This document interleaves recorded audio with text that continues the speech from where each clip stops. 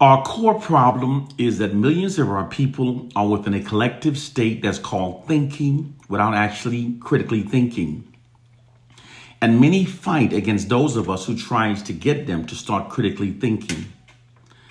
Black people, I do realize that we're not monolithic. We're not all the same. No group of people are all the same. But please critically think, please.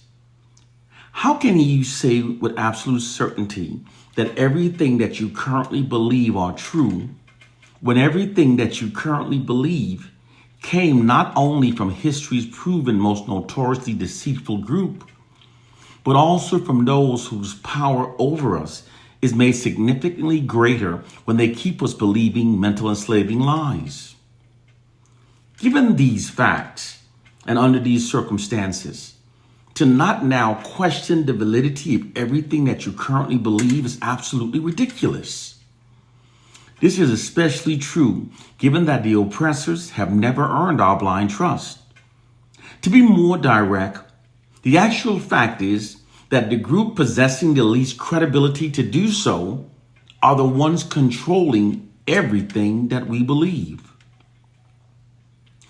Whenever such a group controls everything that we believe, they'll always feed us lies that creates outcomes among us that benefits themselves.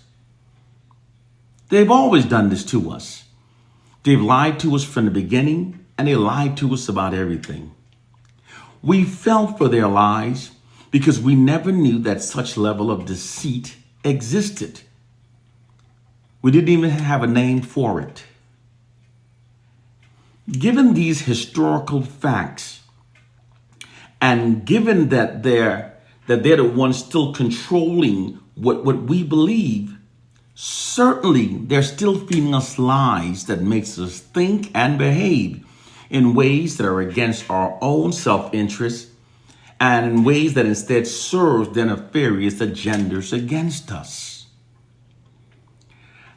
This is all possible because people's thoughts and behaviors aligns with the information that they receive. Therefore, through the white society's monopoly over information that Black people receive, they feed us disinformation that makes us think and behave in ways that are against our own interests and in ways that instead serves theirs. They do this to us because it's the way they are. It's the way they've always been. And it's the only way they know how to be. It's the narcissistic people they inherently are. Their culture is, in fact, a narcissistic culture. Therefore, there are millions of Black people thinking and behaving in ways that they've been manipulated to think and behave. And they don't even know that their thoughts and behaviors are the result of their manipulation. Here's one of the latest examples of this nefarious practice.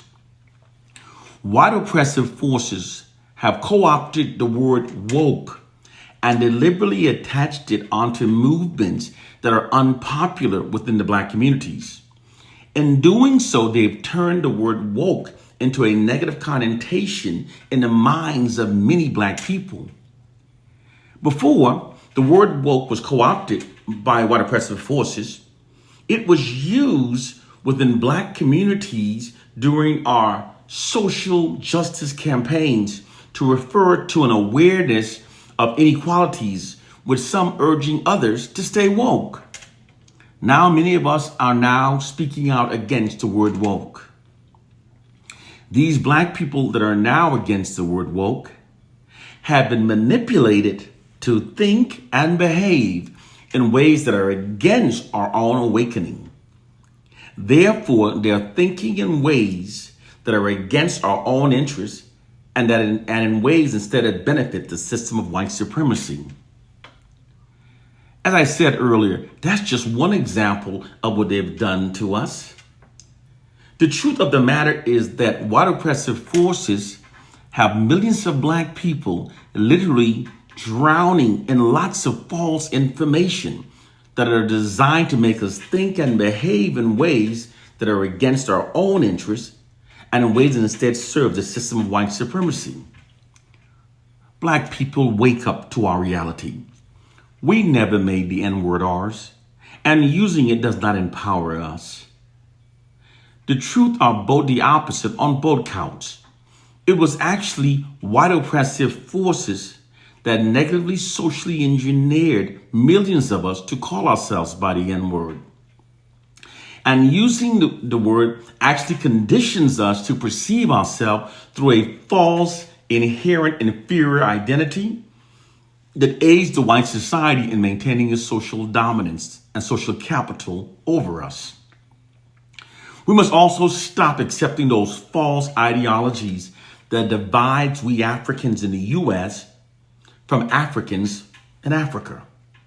Because when we Africans are divided globally, we lose our numerical advantage and we're stripped of all hopes of ever defeating global white supremacy.